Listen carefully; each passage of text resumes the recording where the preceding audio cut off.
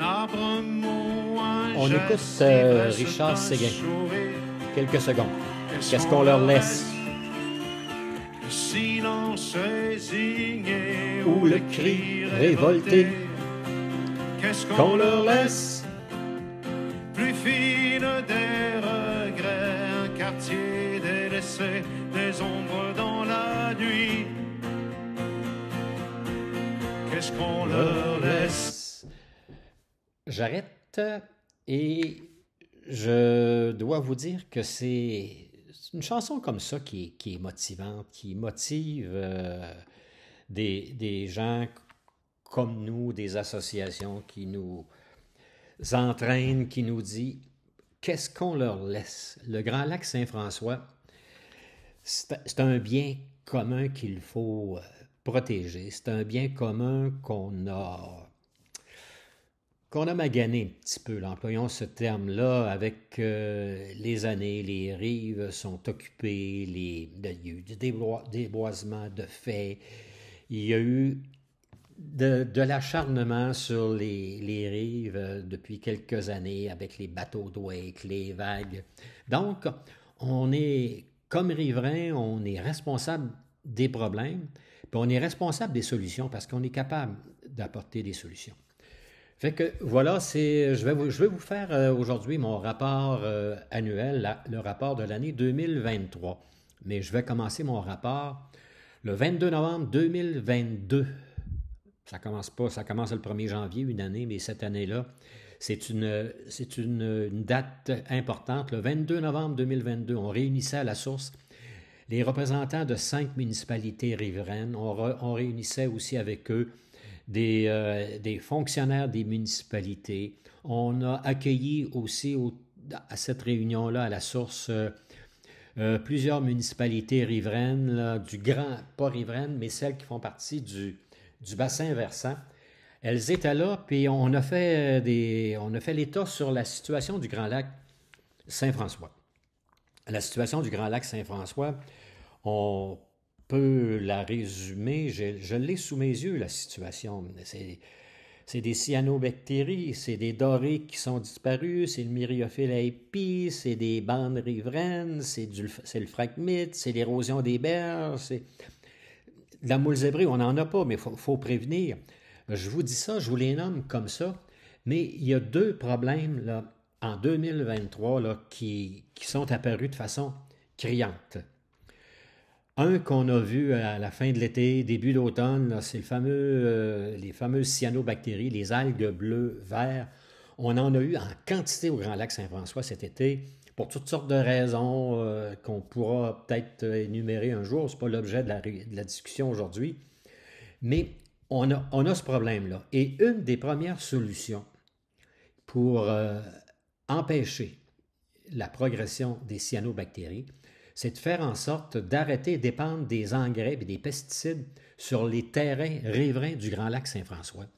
Ça n'a presque pas de bon sens que des riverains mettent des engrais sur leur terrain, lesquels engrais sont entraînés à l'eau par les pluies torrentielles. Il faut faire comme dans le secteur nord du lac, à Tstock, Coleraine, il y a un règlement qui interdit l'épandage d'engrais et de pesticides. Fait que nous allons demander aux municipalités riveraines, puis elles sont mûres pour adopter ce type de règlement-là, un règlement à Lambton, à Saint-Romain, à Saint-Praxède, interdisant les épandages d'engrais et de pesticides sur les terrains près des lacs. On n'ira pas demander ça aux gens du bassin versant en haut, que ce soit à Nantes, à Saint-Sébastien ou à d'autres villages autour, dont les eaux de ruissellement arrivent au Grand Lac Saint-François, si on ne le fait pas. Ça ne réglera pas le problème. Il y a d'autres causes, là, il y a d'autres endroits où les engrais arrivent en quantité. Puis, allons pas dire les cultivateurs font rien. Les pratiques agricoles ont changé, puis elles vont changer encore. Mais avant de pousser dans le dos de l'UPA et des agriculteurs, il faudrait, nous, nettoyer notre jardin, puis arrêter de dépendre des engrais sur les terrains riverains. Ça, c'est un premier problème 2023. Il est apparu avant, mais en 2023, ça s'est concrétisé. 2023 aussi, c'est l'année du myriophylle api. En 2022, on s'en aperçoit à l'automne 2022, dans la baie près de l'île du Détroit, le Myriophylle à épis est apparu. Il s'est développé à une vitesse incroyable entre 2022 et 2023, l'automne dernier, l'automne qu'on vient de passer. La superficie du Myriophylle a augmenté par 15 fois plus importante. C'est encore localisé dans la même zone. Et on a fait une proposition aux municipalités qu'elles ont acceptées. On a eu un rapport du groupe Rappel, c'est une entreprise dans le domaine de l'économie sociale, c'est une coopérative qui a comme employés des biologistes, des ingénieurs, des techniciens, des plongeurs. En tout cas, il y a une équipe qui est prête à intervenir. Cette équipe-là nous a fait un rapport et les municipalités ont accepté, sous la tutelle de la municipalité d'Adstock, qui est la municipalité mandataire au nom des 5 municipalités autour du lac. Cette municipalité-là a rempli tous les formulaires pour un projet de contrôle du Myriophylle à épis. Pas l'éradication, le contrôle du Myriophylle à épis. Un projet qui va coûter 96 000 beaux dollars. Écoutez, je clique. Oui, c'est ça. 96 000 beaux dollars. Là-dessus, il y a 72 000 dollars qui va venir du programme de soutien régional aux enjeux de l'eau. Je lis mon texte à côté. C'est un programme du gouvernement du Québec. Et pour se rendre à 96 000, il manque un petit peu d'argent. Il y a un 18 000 qui va venir des associations riveraines, un 18 000 dollars. Et il y a un 3 000 dollars de bénévolat qui va être assumé par une dizaine de personnes le printemps prochain, début juin, qu'on devrait faire ces travaux-là s'ils sont approuvés. Il faut avoir un certificat d'autorisation du ministère de l'Environnement. Petite gorgée de thé. Voilà. Mais qui dit Myriophylle à épis dit station de lavage. Là, on ne peut plus continuer comme ça. Parallèlement à la proposition de rappel, l'ancien président de l'Association pour la protection du Grand Lac Saint-François, M. Roger Lamotte, avait eu une subvention de la MRC des Appalaches pour l'association et on a cherché en parallèle avec la découverte du Myriophylle à épis le meilleur endroit pour installer une station de lavage. Ce n'est pas encore fait, on a reçu le rapport il y a quelques mois. Les municipalités en ont pris connaissance et on devrait en discuter, les municipalités ensemble, elles devraient en discuter. Je dis on parce que comme association, on est invité autour de cette table-là des municipalités riveraines. Les municipalités vont chercher, à partir du rapport qu'elles ont reçu, le meilleur endroit pour installer une station de lavage dans le nord du lac. On ne peut pas passer à côté. Ceux qui nous disent vous avez donc attendu trop tard, je pense que ce n'est pas le temps des reproches, de chercher qui est coupable, on aurait dû le faire avant. C'est fait, on procède. Il y aura une station de lavage dans le nord du Grand Lac Saint-François. On ne sait pas encore. 2024, on cherche, et 2025, ça pourrait être en fonction, ça devrait être en fonction. Fait que, voilà, c'est la situation du Grand Lac Saint-François.